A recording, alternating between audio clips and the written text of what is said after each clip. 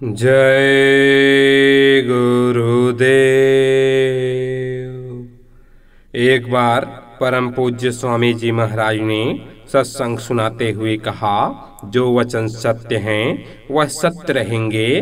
पहले गुरु की भक्ति करो, जो जो आदेश दें उसका पालन करो, अपनी कच्चाई दूर करो। जब कच्चाई दूर हो जाएगी तब तुम समझोगे कि जो कहा जाता है ठीक है। मेरे गुरु महाराज कहा करते थे कि आंखों से प्रणाम करो, तुम आंख नीची किए रहते हो, सामने देखो, दया मिलती है। यहाँ पर लोग आते हैं, जब पूछो कि कुछ किया तो कहते हैं कि भूल गए।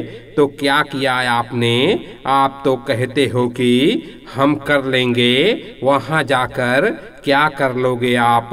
जब तक गुरु भक्ति नहीं होगी वासना बनी रहेगी, भजन ध्यान नहीं होगा। जो मोटे मोटे वचन हैं उसको मानो, उससे बंधन काटो। गुरु की भक्ति हो जाएगी तो बंधन ढीले हो जाएंगे, सब बात ठीक हो जाएगी। जो लोग रात दिन गीता रामायण लेकर बैठे हुए हैं, पढ़ रहे हैं, गा बजा रहे हैं, वो क्या किसी को बताएंगे? महात्मा जो कहकर लिख कर चले गए, आप उनको क्या समझ सकोगे, क्या बता सकोगे?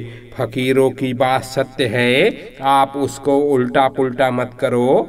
सत्संगियों को इतना समझाता हूँ कि आप लोग समझ बूझ कर वचनों को कहो। अब आप कहो कि हम गुरु भक्ति नहीं चाहते, भजन चाहते हैं, तो कैसे होगा? यह कोई बच्चों का खेल तो नहीं। आप अपनी सफाई कर लो, दोनों तरफ अपनी सफाई कर लो। दोनों तरफ से सफाई करोगे, उधर ध्यान भजन करके सफाई करा लो, इधर गुरु वचनों का पालन करके सफाई करा लो। जो लोग भजन करेंगे उनको आगे पीछे लाभ होगा। हम जो कहते हैं उसे आप मानते क्यों नहीं हो? उसमें तर्क वितर्क करते हो। जो गुरु आदेश देंगे वह आपके हित का होगा। हम भी सुनते रहते थे, लोग आते थे और कहते थे कि ऐसा नहीं है, वैसा हो जाएगा, या कैसे होगा, वह कैसे होगा, शंका करते थे। शंका करते हो, इसी में तुम्हारा नुकसान हो जाता है। भक्ति की जाए यानी आदेश का पालन किया जाए तो एक ही जन्म में चारों जन्म पूरे हो जाएंगे, एक ही जन्म में काम पूरा हो जाएगा। कबीर साहब गोस्वामी या और जो पिछले महात्मा हुए, उन्होंने जिस जिस को नामदान दिया वह अभी तक यही चक्कर लगा रहे हैं। ये है कि मनुष्य शरीर मिल रहा है, अब रास्ता मिल जाए तो काम बन जाए। रास्ता भी मिल जाता है पर कमाई नहीं करते। ऐसा मत समझो कि एक जन्म में हमारा काम बन जाएगा। भक्ति करो, आदेश का पालन करो, तब तो ठीक है, नहीं तो जन्म लेते रहोगे। गुरु भक्ति एक सीढ़ी है और तरह तरह के उपाय करोगे, पर गुरु के आदेश का पालन नहीं करोगे तो गिर जाओगे। गुरु आदेश का पालन करना, उनकी बात मानना भक्ति है। यह आत्म भक्ति है, सर्वोपरि है। पापों का मैल कौन उतारे? किसी भी तीर्थ का पानी हो, उसमें यह ताकत नहीं कि पापों का मैल उतार सके। अंतर में जो तीर्थ है, जो संतों की बताई साधना में दिखाई पड़ता है, उसमें स्नान करने से जन्मों जन्मों के पाप उतर जाते हैं। अंतर में गंगा जमुना है, सरस्वती त्रिवेणी है, संगम है, जिसमें जीवात्माएं स्नान करती हैं। वहाँ बालू का एक कण भी नहीं दिखाई देता। अंतर की आंख यानी जीवात्मा की आंख, तीसरी आंख जब खुल जाती है तब सब कुछ दिखाई देता है। भजन का रास्ता मिल गया है तो भजन करके अपना काम बना लो। सत्संग में आते जाते रहो। शंकाओं का निवारण सत्संग में ही होगा। कर्म 3 प्रकार के होते हैं, संचित, क्रियामान और प्रारब्ध। क्रियामान कर्मों का खजाना जीवात्मा पर आवरण डालता है। प्रारब्ध वो है जो हम लेकर इस दुनिया में आए हैं, और उन कर्मों को हमें भोगना पड़ेगा। बाकी संचित कर्मों का खजाना ब्रह्मा पद में है। जब से दुनिया बनी है जीवात्माएं बराबर जाती आती रहती हैं। हम कर्म ज्यादा करते हैं पर भोगते कम हैं। उस दिन से आज तक हमारे कर्मों का स्टॉक जमा है। यह स्टॉक हमारी अवतारी शक्तियों का भी होता है। उन्हें भी कर्मों का अदला बदला चुकाना पड़ता है। सभी कर्म खत्म हो जाएं तब दुनिया में आना जाना नहीं होगा। साधना के द्वारा जीवात्मा जब ब्रह्मा स्थान त्रिकुटी में पहुंचती है तब वहां काफी समय तक अभ्यास करके संचित कर्मों को जलाना पड़ता है। ब्रह्मा की धुन आवाज को सुनकर जीवात्मा के सारे मैल साफ हो जाते हैं। फिर वह निर्मल त्रिकुटी के पार गुरु पद में गुरु का दर्शन करती है और मानसरोवर में स्नान करके जन्म मरण के चक्कर से मुक्त हो जाती है।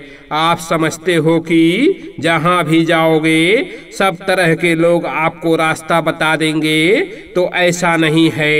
हम तो सब घाट का पानी पीकर आए हैं। गुरु की खोज में थे तो सब द्वार खटखटाया था। हम तो कुछ नहीं कहते, वो लोग कहते हैं कि हमारे चेले बन जाओ। मैं भी यही कहता कि मुझे तो चेला बनना नहीं आता, आप हमें चेला बना लो। अच्छी सबकी बड़ी सेवा की, लेकिन जब गुरु महाराज के पास पहुंचा उन्होंने चेला बनाने की बात नहीं कही, न गुरु बनने की बात कही। उन्होंने कहा कि यह रास्ता है, यह नाम है। कमाई करोगे तो पाओगे, नहीं करोगे तो नहीं पाओगे। एकदम साफ बात कह दिया। यह मलिन युग है, कलयुग है। कलयुग में कलयुग का साधन करोगे तो पार हो जाओगे। आप लोगों की बातों को सुनो, कलयुग के लोगों से मिलो। कलयुग का रास्ता आपको मिलना चाहिए। आप पीछे भागते हो, पिछले साधन की बात करते हो, वह हो नहीं सकता, क्योंकि न तो आपके पास इतना समय है, न शारीरिक बल है, न मनोबल है। आत्मबल की बात तो बहुत दूर है। देवियां आती हैं, पुरुष आते हैं कि ये हमको भजन नहीं करने देते। यह सब आप दोनों के आपस की बात है। तुम उनसे और वह तुमसे प्रार्थना करें कि हमें थोड़ी देर मालिक की याद कर लेने दो। देविया जब तुम्हारे पति चले जाएं तब भजन करो, यह तुम्हारी होशियारी है। और पुरुषों, आप भी होशियारी दिखाओ। ऐसा समय चुन लो जब कोई काम ना हो। यह आप दोनों की होशियारी है। कुछ दिन बाद आपस में थोड़ा झगड़ा चलेगा, फिर सब ठीक हो जाएगा, क्योंकि समय घूमता रहता है। कभी अच्छा समय आता है, कभी खराब समय आता है। संगत का पैसा तुम नहीं बचा सकते हो, क्योंकि न जाने कौन कौन किस भाव से किन परिस्थितियों से अपनी सेवा देता है। इसलिए जहाँ का पैसा हो वहाँ दे देना चाहिए। महापुरुष सबका शोधन करते हैं, तुम नहीं कर सकते।